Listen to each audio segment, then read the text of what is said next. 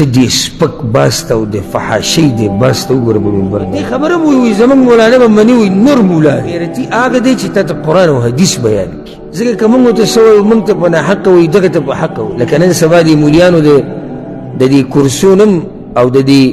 منبرو نه د سیاست سنګرې جوړې کړي دي که نه زه خو چې د فیسبوک کې ګورم یو دغه ډز ډوز روان دي د سیاست یو اعلان وکړو دا بل پارټۍ ته واوړېدو مبارک شي مولانا صاحب پلانی مولانا اعلان وکړو چې زه د پلاني به پارټۍ کې بل اعلان وکړو زه د پلاني پارټۍ کې نو بیا بیان رواني دا خولې نه پشم رواني او موږ په حق یو او موږ دا او هغه په ناحق او موږ دا خلک دې دپاره ناست دي او دا عوام د دې لایق دي دا عوام د دې لایق دي ځکه که موږ ورته څه وایو موږ ته په ناحقه وایي دغه ته په حقه وایي لکه بل زما یو بیان د مولا مې اورېدو د مولانا څه سیاستدانان یاد کړو په پاکستان کې وایي دوی ته چې سړی وګوري د سړي اودس ماتېږي ته دې خبرې ته وګوره ته دې سپک باس ته او د فحاشۍ دې باس ته وګوره په منبر باندې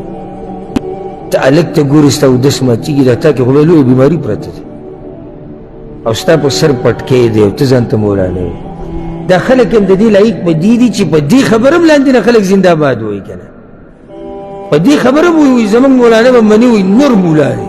په منبر یې ووایي چې هلک ته د سړي اودس ماتېږي نه زما مولا چې ما ته بیان کوي او دا خبره وکړه زه به ورته وایم چې مولانا صاحب خفه نه شي خو دا کومه خبره چې ته کوې چې پلاني ته سړی وګوره اودس مات شي باید اودس دا د فحاشۍ خبرې نه او دا د فحاشۍ طرف ته دعوت نه او څنګه د یو مؤمن اودس یو هلک ته ماتېږي مؤمن اودس هلک ته ماتېږي هلک نه جنۍ ته هم نه ماتېږي پردۍ جنۍ ته چې مؤمن یې صحیح نو دا خبرې په منبر او دا خلکو ته زنده باد بلکې بیا داسې مولانا له عنوان د څه ورکړي چې دا نر مولا دی دا پښتانه عجیبه خلک دي چې کوم سړی حکومت پسې کنځلې ډېرې کوي کوم سړی په منبر باندې بدې ردې ډېرې وایي سپکې سپورې ډېرې وایي ده ته موږ غیرتي مولا وایو دا چې غیرتي نه غیرتي هغه دی چې تا ته قرآن او حدیث بیان کړي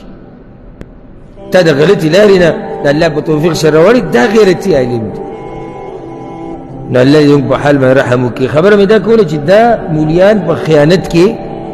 واقع دي دا قسم علما ولې په خیانت کې واقع دي نه